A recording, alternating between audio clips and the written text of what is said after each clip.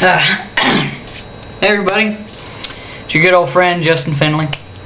I just want to go ahead and tell y'all I've finally gotten my business up and going. Kind of anyways. It's called Finley's Metal Detecting Services, and this is for you, Turner Treasure Team. Can't remember your name exactly, but I know your screen name. So, from what I see on your videos, you are doing fantastic. Hopefully I can get somewhat almost as good as you. Hopefully maybe you can send me a couple tips on what I should do to get my business more out there. So anyways, just want to go ahead and let all my viewers know that being that here in Oklahoma, there's one good thing about living here in Oklahoma. Back in the 1800s, you had hundreds of outlaws. From the 1850s and on down into the 1890s, even the 1920s, all loved Oklahoma because it was known as Indian Territory, and you could give the Indians, a little bit of whiskey, and they'll hide you. And also, it's very secluded. Very few people ever wanted to come in here because of the Indians, and so it gives me a good opportunity for finding old relics and KGC money. If any of y'all might not know who the KGC is, it was an organization known as the Knights of the Golden Circle. They used to do a lot of business during the Civil War, and they tried to refund the new Civil War with a lot of gold and stuff like that they had acquired through the Civil War, and also through gang members and the people such as Jesse James. He was one of the main guys of the KGC, and he would say he would rob a train or a bank or something like that. A lot of the times when you hear of, Jesse James, he buried so many thousands of dollars here, was more than likely a part of a KGC treasure, because they would bury the money, and then they would bury a little bit more money, but in small jars adjacent to the large one, just for the fact that they would have people known as sentinels to come out and watch over a couple times a month. They'd come out there, make sure nobody's messing with it, and they'd dig up these jars, and they'd leave markers for the people to find them.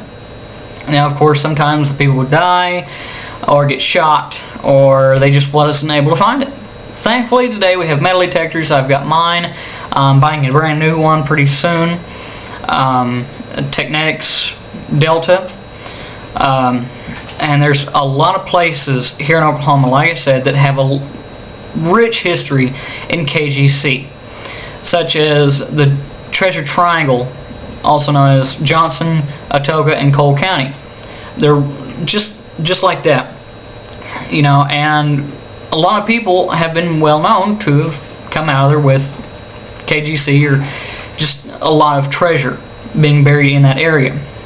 I found out that they used to have KGC meetings even right there in those counties, just somewhere in that area that nobody really knows for sure where. But this summer, right now it is March 19th, so basically from this point on, I'm going to be taking y'all on a lot of grand adventures. Hopefully Indiana Jones style. Hopefully. But whether that'll happen or not, I don't know.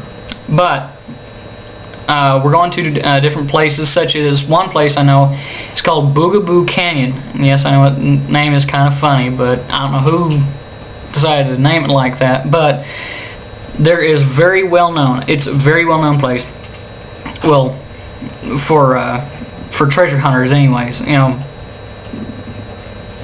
know it sounds weird, but treasure hunters have been going out there, or have known about it, anyways. But the thing is, a lot of treasure hunters have a hard time getting out to it because a lot of them don't have rafts or boats, because the only way you can get to it is by raft. So it's a lot of fun, just trying to get out there. But then when you get out there, apparently there's a lot of KGC symbols and Indian signs and and even Spanish symbols that they say is put up there in the rocks and the trees and stuff. And there's hundreds of caves up and down inside that canyon, and apparently if we go up there, even spend a couple nights there, trust me, you'll be able to see us dig up possibly a KGC treasure. Now, not only we're going there, I have 3 books known as the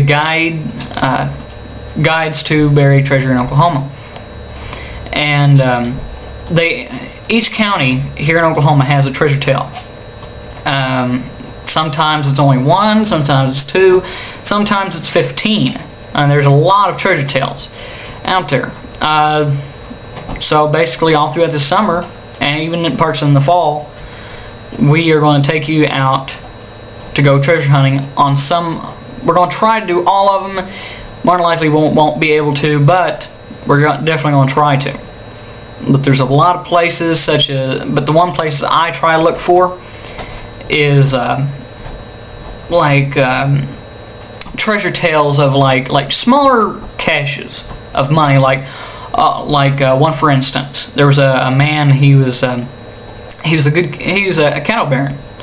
Well, he sold a lot of his cattle off and horses and things like that. And when he did that, he accumulated a lot of gold. And apparently he buried it around his cabin because he didn't trust banks at that time. This was back in the 20s, so.